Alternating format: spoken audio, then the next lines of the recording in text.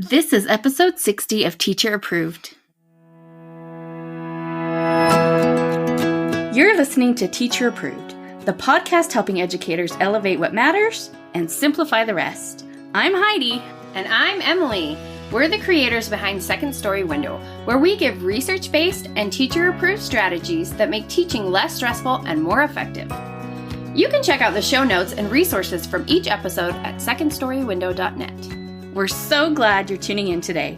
Let's get to the show.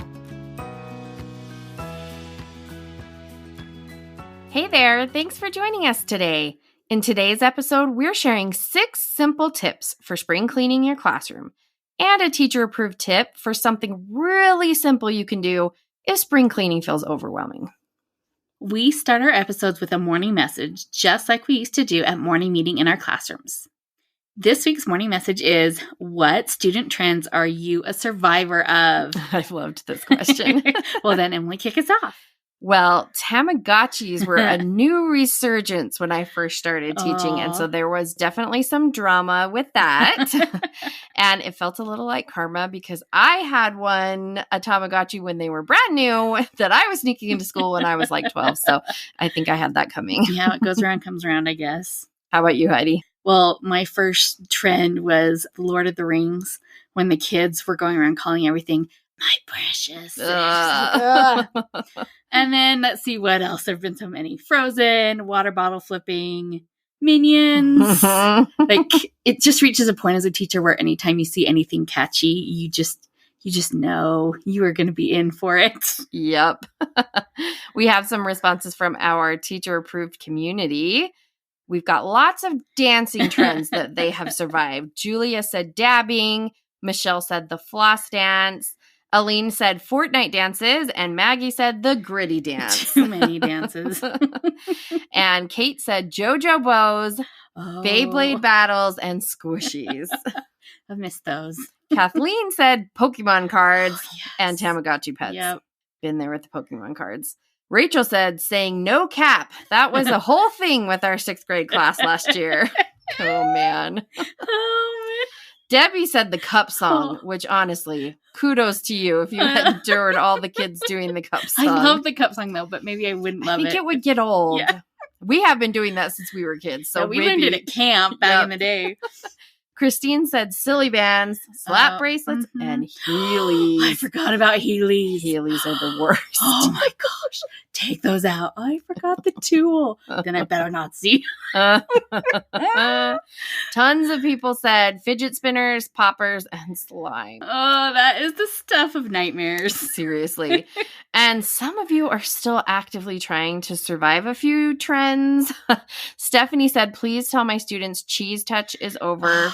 I have heard about this being banned at both of my kids' elementary schools, so I think the cheese touch game is definitely alive and well. My condolences to you. That's one that comes back every few years. Thank you, wimpy kid. Ugh. Jennifer said, just trying to get through the Crocs with charms trend. They're always playing with the charms and losing them. Oh, what a nightmare. Oh, I'm so sorry, Jennifer. Becky's class has been singing the Burger King commercial song over and over. It's so dang catchy. I know. And Melissa said her students were singing the Liberty Mutual theme for no apparent reason. She said, I heard that for weeks. And my 9-year-old sings the Liberty Mutual song all the time, and I thought it was just him. So I wonder if it's from school more than actual commercials. So weird. Now I'm like tempted to sing it, but I'm not going to do that to you. Teachers have been through so much. There should be an I Survive series about teachers. We'd love to have you join the conversation over in our teacher-approved Facebook group. Now let's talk about this week's resource of the week, our new decodable fluency passages bundle. Heidi, will you tell us about it? So this is a new bundle of all our newly created or updated decodable passages for building fluency skills with our beginning readers. There are 64 passages, and they are designed for kids reading on levels A through D. And this has been Heidi's pet project recently, so it's her pride and joy. You might have wondered how we know so much about decodable passages. Well, now you know. Your students will love using these decodable passages as they build their confidence with decodable CVC words, grow their reading fluency skills, and learn new high-frequency sight words. You will love these decodable passages because they provide you with quality, no prep reading fluency materials to support your students as they build their decoding and fluency skills. So what makes our beginning reader fluency passages special? Our passages include many decodable CVC words and include practice with beginning and ending digraphs and beginning blends as the levels progress. The stories are engaging, and we have tried to make them worth rereading, and they are short to keep kids motivated. They use high-frequency words strategically and include custom illustrations to support comprehension. So one thing to keep in mind is that these are designed for fluency first and reading instruction second. So with that in mind, we've made them maybe a little more predictable than a traditional decodable passage would be, because, if kids have to stop and decode every single word, they can't read it fluently. So Emily and I have had long conversations about how to balance decodability and predictability, and I think we've hit a good place. Yes, with the goal of fluency in mind. Yes. So just keep that in mind if you are looking for fluency practice. This is great. If you're looking for decodable practice, this can help too. But fluency was our main goal. And we've had lots of positive feedback from those who are using them already. You can find our decodable fluency passages bundle at the link in our show notes. Well, it's finally spring, at least here in the United States, and you know what that means. Spring cleaning. Woo! As we are approaching the end of the school year, this is actually the perfect time to focus on getting things cleaned and organized in your classroom. But don't worry. We are not going to suggest that you spend a weekend scrubbing your classroom from top to bottom or pulling out everything you own from all of your cupboards. We would never do that to you. We aren't those people. We just don't have that do-it-all energy. Although, if you want to tackle a massive project like that, we are cheering you on. Yes. We assume many of you are feeling that lovely spring teacher burnout at this point. So today, we're going to look at spring cleaning from a lens of small, actionable steps you can take to freshen up your space. So let's get started with our 6 simple classroom spring cleaning tips. What's tip number 1, Heidi? Tip number 1 is throw something away. There is something so therapeutic about throwing stuff away. And I guarantee that you have stuff in your classroom that needs to be tossed or recycled right this minute. You probably have stacks of papers from faculty meetings and past lessons and leftover copies that you can recycle now. Yeah, those stacks just keep adding up. At this point of the year, you've also definitely got some used up supplies that need to go too. So check all those dry erase markers, toss the ones that are dried up or the ones that the kids never want to write with because they write funny. You know the ones.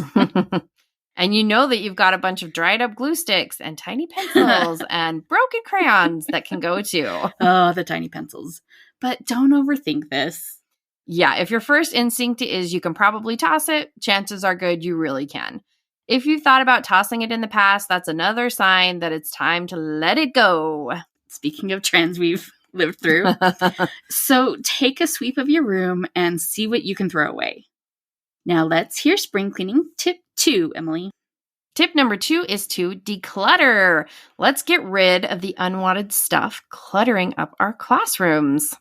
This one feels just as therapeutic as throwing stuff away. Yes, it does. And it doesn't have to be hard. Take a look at the stuff in your classroom and see what things you're holding onto that you don't use, need, or want anymore. You might as well pass those on to a good home. You don't need to go digging through your cupboards to do this if you don't want to. You can just focus on the things that you see out in your spaces that you aren't using or just don't want anymore. Getting rid of stuff you don't even need or want anymore is a great way to free up physical space and also mental space. Yeah, think about how overwhelming it is to look into a closet that is just packed full of stuff that you never use. Do you have some random activities or manipulatives in your cupboard that you've never used and you don't really intend to? Put those puppies in the workroom with a note that says they're up for grabs. I sometimes feel really guilty for letting go of useful things because it feels wasteful.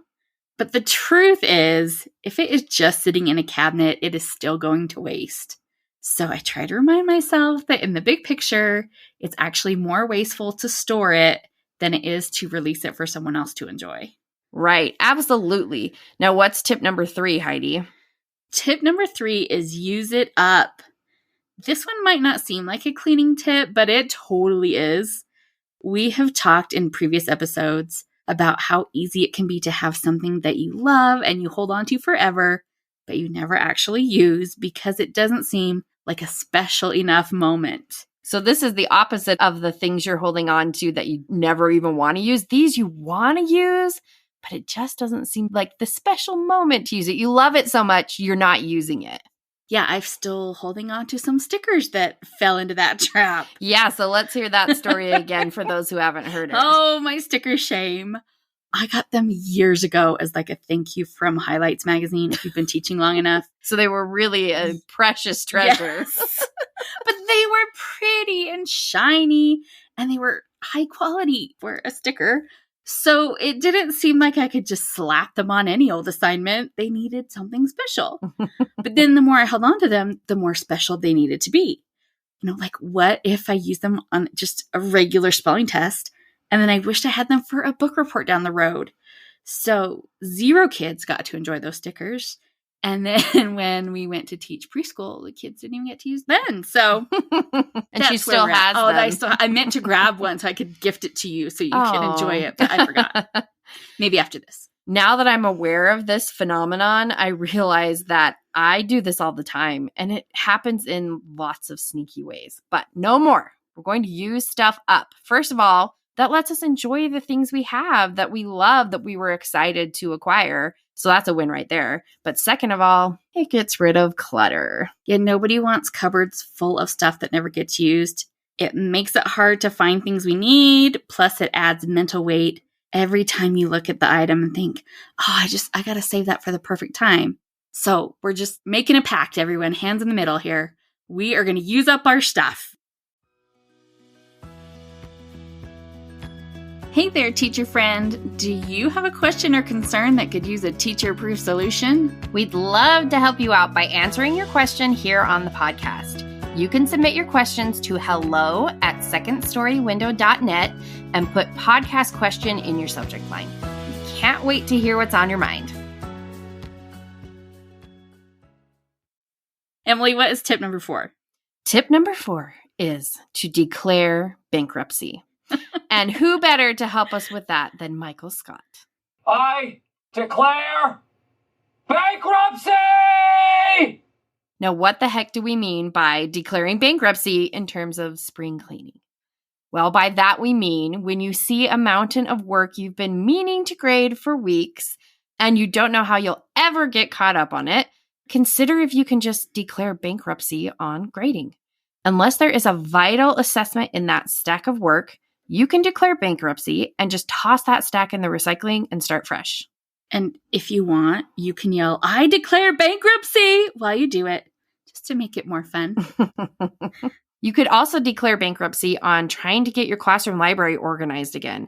You can just give up on that and revisit it again before next school year and try to set up a better process. And you can also do that with an overstuffed inbox. Highlight all those messages, and if you're brave, just delete them. But if you're a little nervous about that, you can set up a folder in your email and just move all of those messages into the folder and out of your inbox. I have done that before, and I think it might be time to do it again. That number's creeping up pretty high. Oh, no. So if there's something you have been meaning to get caught up on for ages and you just don't see how you're ever going to do it, do yourself a favor and declare bankruptcy. Then enjoy your fresh start. Now, what's tip number 5, Heidi? So tip number 5 is organize something, but not everything. If thinking about spring cleaning is getting you motivated, you might be feeling like you want to do some actual organizing.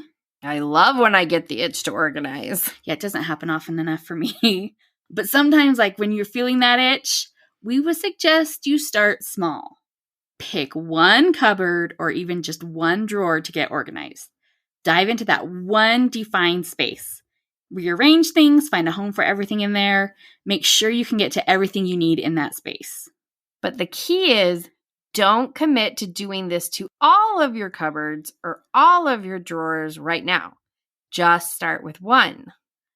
After you're done with that one, you can move on to another if you're still feeling that super motivated. You can end up building a lot of momentum that way. Yeah, that definitely does work for me. The benefit, though, to not committing to doing your whole classroom is that you won't end up with MPRS, which is mid-project regret syndrome.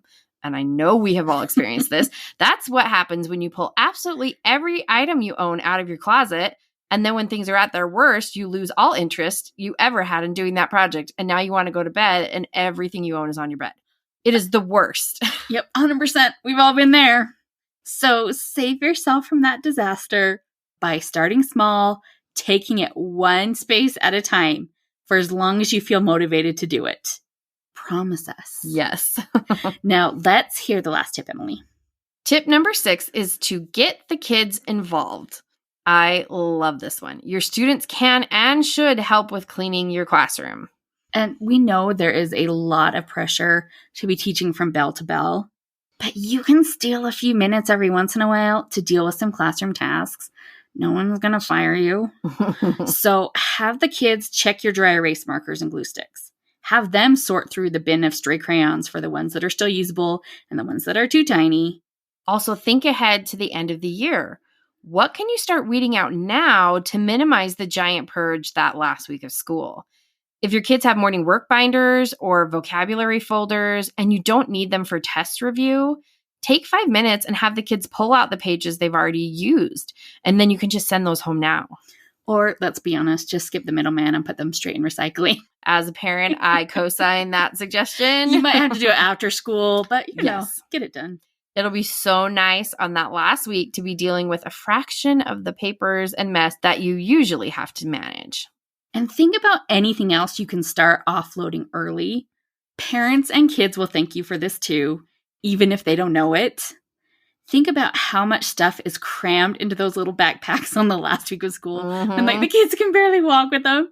You are doing everyone a big favor by getting started on this one a little bit early. Yes. So that's our 6 tips for spring cleaning your classroom. And we would love to hear your thoughts on spring cleaning. Come join the conversation in our teacher-approved Facebook group.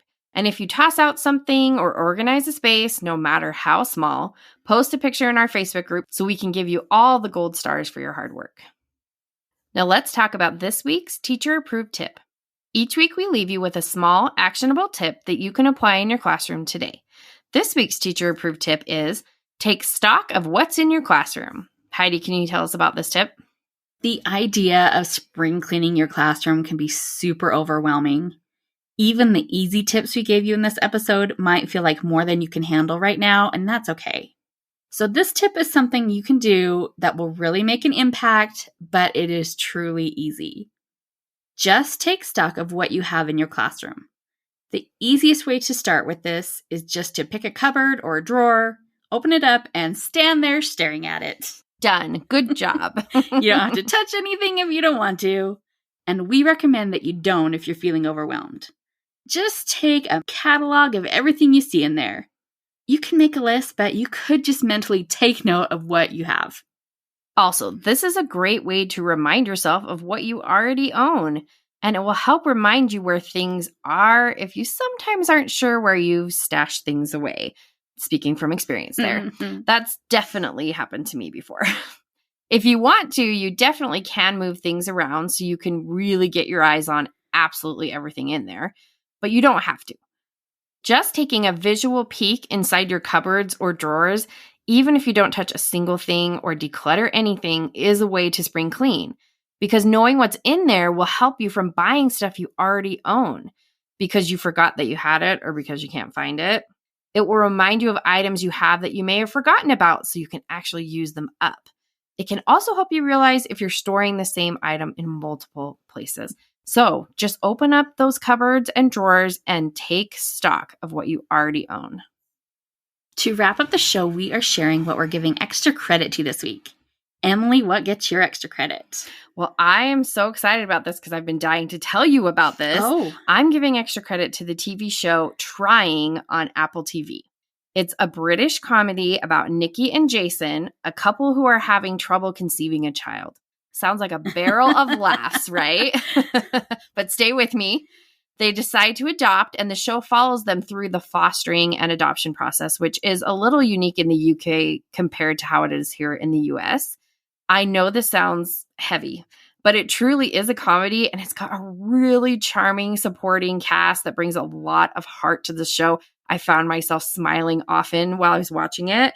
Oh, season 2, I think it is, has Imelda Staunton in it. And even though she's Professor Umbridge, I absolutely adored her in the show. I'm sad that because of The Crown, she's not in season 3. But there are already 3 seasons out of this show. So if you want to watch it, you can know that you're going to get plenty of episodes up front. I mean, the seasons are like 8 episodes each. Well, it is a UK show. And an Apple TV show. But there are enough episodes for a mini binge. It took me a few episodes to get into it, but then I flew through the rest because I was just enjoying it so much. I think it's a similar sensibility to Ted Lasso. So if you're looking for that kind of vibe, here's another one that checks those boxes. I haven't watched it until this moment. Didn't know I even knew anyone who had. But I do really like the music in it. Bear's Den. That's what I was going to say. Yeah. It has a really good soundtrack that I think you will really like especially. So yeah, it's right up my alley because I love Bear's Den. So I've listened to it. Oh, I'm excited for you to watch it and tell me what you think. Oh, good. Something fun to look forward to. What are you giving extra credit to? Well, my extra credit is much less exciting. I'm giving extra credit to dry shampoo. Although in the mornings, I'm more excited about dry shampoo than almost anything. Let's be honest. But I specifically like the brand Not Your Mother's dry shampoo. And in full transparency, I have not tested a million brands. But of the few brands I have tried, Not Your Mother's is hands down the best. And I specifically like Plump for Joy because I have kind of fine hair. So it adds some nice volume without making my hair feel gunky the way that like volumizer and dry shampoo sometimes can. And let's be honest, anything that lets me put off washing my hair for another day gets all the gold stars. Yes. That is it for today's episode. Do yourself a favor and spring clean a corner or 2 of your classroom. But if that feels too overwhelming, remember our teacher-approved tip and just start by taking stock of what you have stashed away in all those corners and cabinets. Do you know a teacher friend who might enjoy this episode? Sharing with a friend is the number one way you can help us reach new listeners, and we appreciate it so much. We hope you enjoyed this episode of Teacher Approved. I'm Heidi. And I'm Emily. Thank you for listening. Be sure to follow or subscribe in your podcast app so that you never miss an episode. You can connect with us and other teachers in the Teacher Approved Facebook group. We'll see you here next week. Bye for now. Bye.